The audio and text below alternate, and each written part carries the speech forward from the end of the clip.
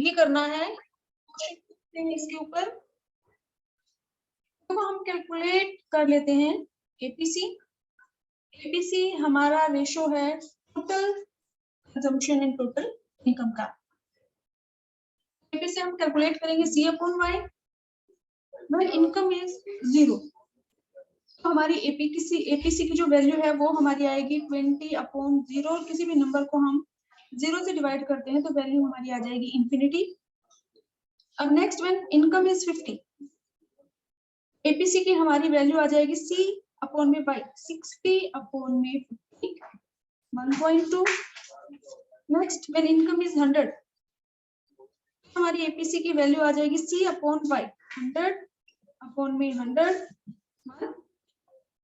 And next हमारी consumption expenditure की value है 140 और इनकम हमारी है 150। ये हम 14 को 15 से डिवाइड करेंगे, ये वैल्यू हमारी आ जाएगी 0.9। आप कैलकुलेट करके देख लेना। अब देखो हमने जो एपीसी कैलकुलेट किया है इसके ऊपर आपसे क्वेश्चन पूछे जा सकते हैं। एपीसी बी नेगेटिव,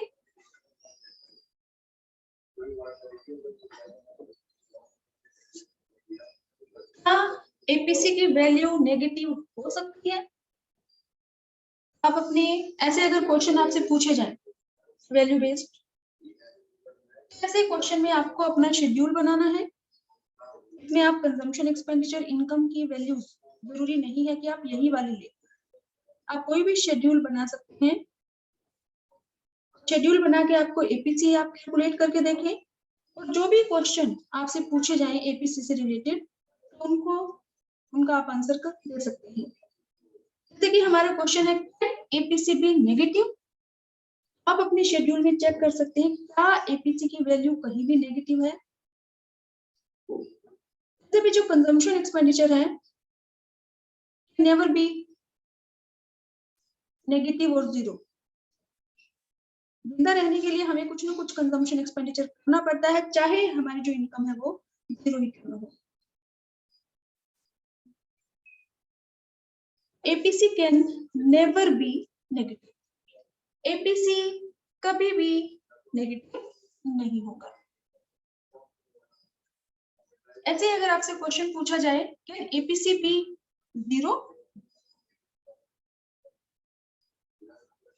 क्या एपीसी की वैल्यू 0 हो सकती है? हम कहेंगे no, APC can never be 0। अगर हमारी इनकम 0 भी है तो भी हमारा कुछ ना कुछ कंजम्पशन एक्सपेंडिचर होता है फॉर आवर सर्वाइवल। हमें कुछ ना कुछ खर्चा करना पड़ता है, चाहे वो हम बोरो करके करें या हमारी प्रीवियस जो सेविंग्स है उनका हम यूज करें। लेकिन जब हमारी इनकम 0 है तो भी हमारा कंजम्पशन एक्सपेंडिचर कुछ ना कुछ जरूर होगा। कंजम्पशन हमारा 0 नहीं हो सकता, इसीलिए जो एपीसी की वैल्यू है कैन नेवर बी 0। एपीसी ना तो नेगेटिव होगा और ना ही जो एपीसी की वैल्यू है वो कभी 0 हो, क्योंकि ऑटोनोमस कंजम्पशन एक्सपेंडिचर जब हमारी इनकम 0 है तो भी हमारा कंजम्पशन एक्सपेंडिचर है, और जब हमारी इनकम 0 है तो इसको हम बोलते हैं ऑटोनोमस कंजम्पशन एक्सपेंडिचर। मीन ये जो कंजम्पशन एक्सपेंडिचर है it is not depend upon income. हमारा जो एपीसी है उसकी वैल्यू हमारी 0 नहीं हो सकती due to autonomous consumption expenditure. अब नेक्स्ट आपसे पूछा जा सकता है क्या APC can APC be equal to 1? अपने शेड्यूल में देख सकते हैं कि जब हमसे पूछा एपीसी बी नेगेटिव तो हमारी एपीसी की वैल्यूज नेगेटिव नहीं है, हमारा आंसर है नो। एपीसी बी 0, तो क्या कहीं जो हमने एपीसी कैलकुलेट किया है इसमें जो वैल्यूज है वो आपकी 0 है एपीसी की वैल्यू? नहीं, APC can never be 0 due to autonomous consumption expenditure. APC be equal to 1, क्या एपीसी की वैल्यू 1 के इक्वल हो सकती है? हम कहेंगे yes, APC can be equal to 1। Reason अगर आप देखें कि यहाँ पे अगर हमारे हम शेड्यूल में देखें तो एपीसी की वैल्यू 1 है और उसका reason when C equal to y, value of APC can be equal to 1 when C equal to y। Consumption expenditure equal है इनकम के, हाउस होल्ड सेक्टर की जितनी इनकम है उतना ही उसका कंजम्पशन एक्सपेंडिचर है, तो सिचुएशन में एपीसी की वैल्यू हमारी इक्वल होगी 1 के। अब ऐसे ही आपसे क्वेश्चन पूछा जा सकता है कि APC be greater than 1, can APC be greater than 1, क्या एपीसी की वैल्यू 1 से ग्रेटर हो सकती है? हम अपने शेड्यूल में चेक करेंगे, हमने टेबल बनाई है तो यहाँ एपीसी की वैल्यू है ग्रेटर देन 1.2। इसका रीजन क्या है? When C is greater than Y, APC can be greater than 1 when consumption expenditure is greater than income। Means ये जो सिचुएशन है, ये तो हमारा है ब्रेक इवन पॉइंट, जो हमारी इनकम भी 100 है और consumption expenditure when Y equal to C, इसको हम क्या कहेंगे? Break even point. Break even point पे एपीसी की वैल्यू क्या होगी? 1। ये भी आपसे पूछा जा सकता है कि ब्रेक इवन पॉइंट पे value of APC, what will be the value of APC at break even point? Break even point पे एपीसी की वैल्यू क्या है? 1। क्या एपीसी ग्रेटर देन 1 हो सकता है? यस, क्योंकि यहाँ पे हम देखें, यहाँ पे वैल्यू है ग्रेटर देन 1 है 1.2, और एक सिचुएशन में है अगर हम देखें यहाँ पे consumption expenditure is greater then income, हम कहेंगे APC can be greater than 1, consumption expenditure is greater then income. अब ऐसे ही एपीसी से रिलेटेड क्वेश्चन पूछा जा सकता है, can APC B less than 1? क्या एपीसी की वैल्यू 1 से कम हो सकती है?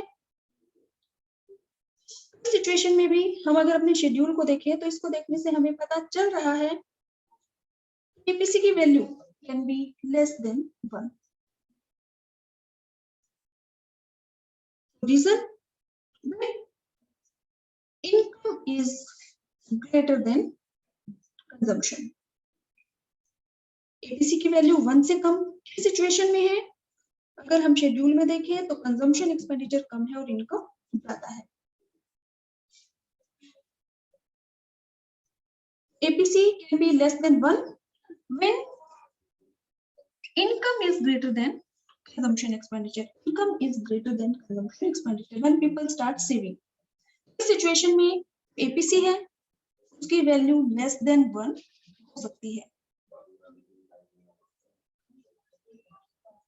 जो APC है, अगर हम देखें शेड्यूल में, APC की वैल्यू कहीं भी नेगेटिव नहीं है, तो APC की वैल्यू नेगेटिव नहीं हो सकती।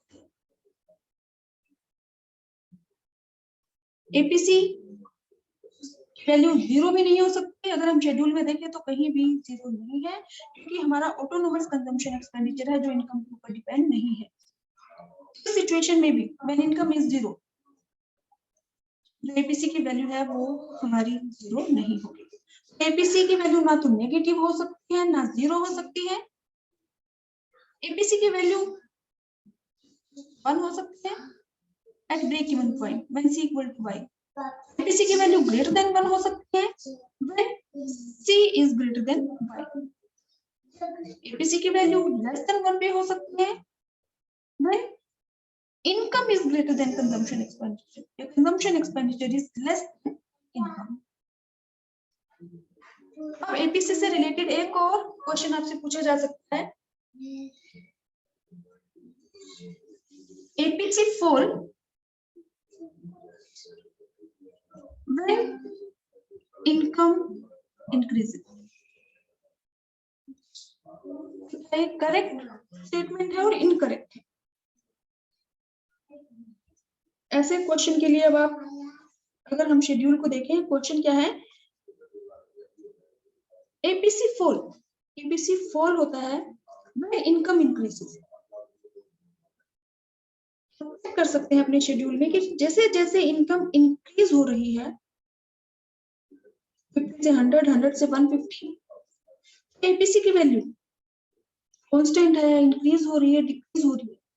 हम देखिए तो इनकम तो हमारी इंक्रीज हो रही है 50 से 100, लेकिन एपीसी की वैल्यू हमारी कम हो गई 1.2 से 1। ऐसे इनकम हमारी इंक्रीज हो गई 100 to 150, एपीसी की वैल्यू हमारी डिक्रीज हो गई 1 to 0.9। हमारी करेक्ट स्टेटमेंट है, APC fall when income increases.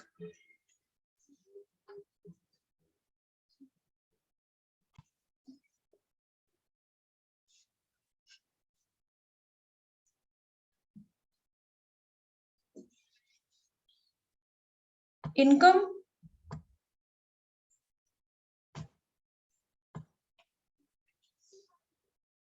Consumption expenditure 0, 50, 100, 150, 20, 60, 100, 140। आप किसी भी शेड्यूल का यूज कर सकते हैं, सिर्फ ध्यान ये रखना है, देखो इनकम में हमने डिफरेंस लिया है, ज्यादा डिफरेंस है, और कंजम्पशन एक्सपेंडिचर में 40 का डिफरेंस और इनकम में 50 का है। कि हमने ये सी फंक्शन में हमने रीड किया था कि rate at which consumption expenditure increases is less than the rate at which income increases। इसीलिए कंजम्पशन एक्सपेंडिचर का गैप है वो कम होना चाहिए। आप 10 का अगर डिफरेंस लेते हो तो इनकम में 10 से ज्यादा 15 का 20 का, ये आपको ध्यान रखना है। और दूसरा पॉइंट, कहीं ना कहीं टेबल में एक दूसरे से मैच होने चाहिए, इक्वल टू बाय। शेड्यूल आप अपनी मर्जी से कोई भी ले सकते हैं। इसमें हम एमपीसी कैलकुलेट कर लेते हैं। एमपीसी रेशो है change in C and change in Y का। इसमें हम फर्स्ट व्हेन इनकम इज 0, तो ये हम ब्लैंक छोड़ देते हैं, इससे पहले हमारे पास कोई वैल्यूज नहीं है। व्हेन इनकम इज 50, एमपीसी ये हमें चाहिए चेंज इन सी, तो 60 में से हम 20 लेस कर देंगे, ये हमारा आ गया 40 अपॉन में 50 माइनस 0, 50, 40 अपॉन 50, तो ये हमारी वैल्यू आ गई 0.8। ऐसे व्हेन इनकम इज 100, इस सिचुएशन में एमपीसी की हमारी वैल्यू 100 माइनस में 60, 100 माइनस 50, 50, चेंज इन सी है 40, चेंज इन वाई है 50, 40 अपॉन 50 0.8। ऐसे इनकम हमारी 150 है, change in C 140 minus 100, 40 upon 150 minus 100, 50, 40 upon 50, तो ये हमारी वैल्यू आ गई 0.8। अब एमपीसी से रिलेटेड भी आपसे क्वेश्चन पूछे जा सकते हैं।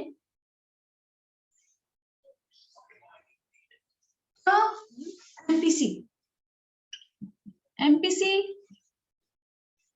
Can be negative. जैसे अगर वैल्यू बेस्ड क्वेश्चन आपसे पूछे जाएं उस केस में आपको अपने शेड्यूल का यूज करना है। एमपीसी बी नेगेटिव, आप अपने शेड्यूल में चेक कर सकते हैं। जो एमपीसी है can never B negative. MPC negative नहीं हो सकता। एक तो हमारा जो कंजम्पशन फंक्शन है उसका हमारा जो स्लोप है, ये हमारा सी फंक्शन है, ये वाई, ये कंजम्पशन एक्सपेंडिचर। जो सी फंक्शन का हमारा स्लोप है वो हमारा क्या है, पॉजिटिव स्लोप है। एमपीसी स्लोप है सी फंक्शन का, इसीलिए जो हमारी एमपीसी की वैल्यू है can never B negative. MPC की वैल्यू कभी भी नेगेटिव नहीं होगी, क्योंकि एमपीसी की वैल्यू नेगेटिव तब हो जब हमारे डेल्टा सी की वैल्यू माइनस में हो। हम लिख दे यहाँ पे -40 अपॉन में 50, ये हमारा माइनस में कब आएगा, जब जो भी हमारी डेल्टा वाई चेंज हमारा है 50, और अगर 50 से ज्यादा हम सेविंग कर ले, जो वाई है उसके दो कंपोनेंट है सी प्लस में एस, इनकम हमारी जो भी है उसमें से हम कुछ पार्ट कंज्यूम कर लेते हैं और जो बच जाता है वो हमारा क्या है, सेविंग्स। तो अगर हमें y और c गिवन है तो हम s कैलकुलेट कर सकते हैं, और y और s अगर हमें गिवन है तो हम c कैलकुलेट कर सकते हैं। और एमपीसी के केस में हमें चाहिए एडिशनल जो चेंज है, change in C upon change in y।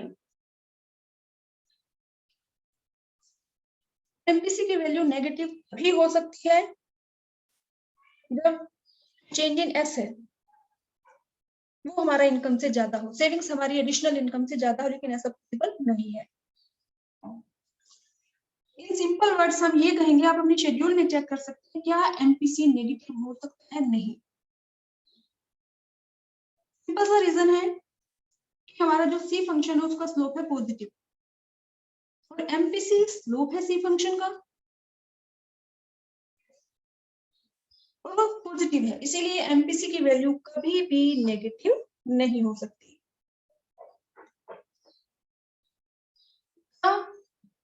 MPC 0 हो सकता है, हाँ एमपीसी की वैल्यू 0 हो सकता है, कैन एमपीसी बी 0? इस सिचुएशन में हम कहेंगे हो सकता है delta y equal to delta C plus delta S. Income है उसके दो ही पार्ट है, कंजम्पशन एक्सपेंडिचर और सेविंग। फॉर एग्जांपल अगर हमारा चेंज इन इनकम है 50 और ये पूरे के पूरे सेव कर लें, जो डेल्टा एस है वो हमारा जो एडिशनल इनकम है वो पूरी की पूरी कन्वर्ट हो जाए इसमें, तो उस केस में हमारा डेल्टा सी क्या आ जाएगा, 0।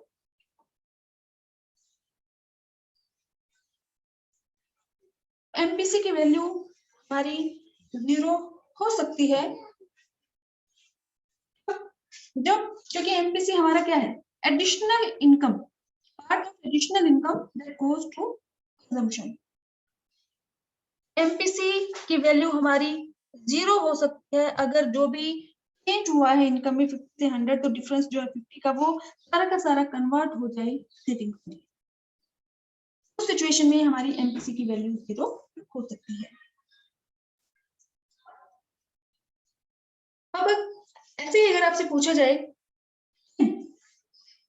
वैल्यू ऑफ एमपीसी भी 1, हाँ एमपीसी 1 के इक्वल हो सकता है,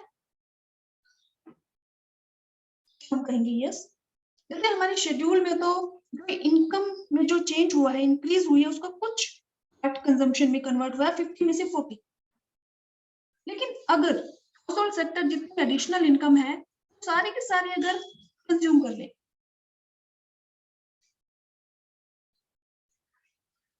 उस केस में एमपीसी की वैल्यू हमारी 1 हो सकती है। फॉर एग्जांपल कि अगर यहाँ पे 50 से 100 हुआ है और पूरा का पूरा 50 का 50 अगर कंज्यूम हो जाए तो ये हमारा आ जाएगा डेल्टा सी भी 50 और डेल्टा वाई भी 50, तो उस केस में हमारे एमपीसी की वैल्यू हो सकती है 1।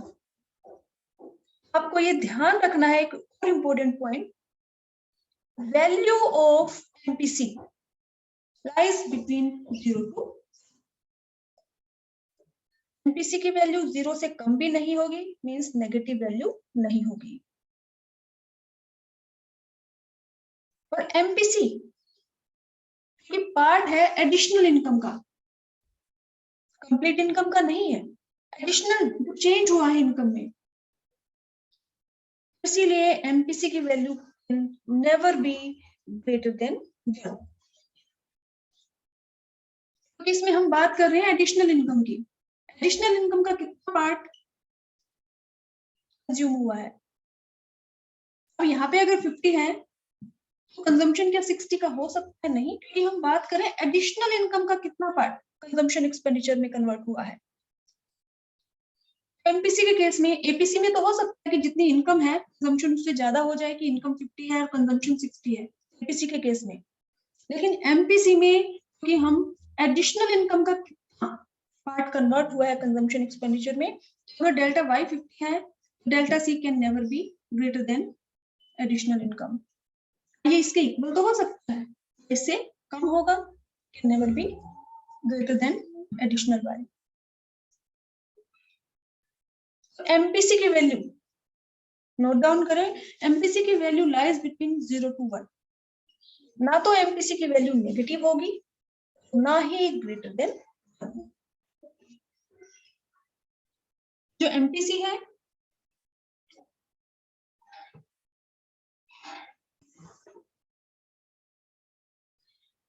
जो एमपीसी की वैल्यू है वो किसकी ग्रेटर होगी? एमपीसी की वैल्यू रिचर सेक्शन की या पुअर की? अगर एमपीसी में हम बात कर रहे हैं एडिशनल इनकम, जो इनकम हमारी इंक्रीज हुई है 100 से 150 हो गई तो 50, जो 50 है वो चेंज है। एमपीसी की वैल्यू किसकी ज्यादा होगी? रिचर सेक्शन की या पुअर सेक्शन की?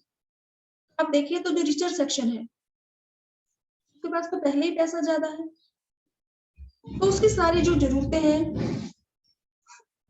वो उसकी पूरी हो जाती हैं।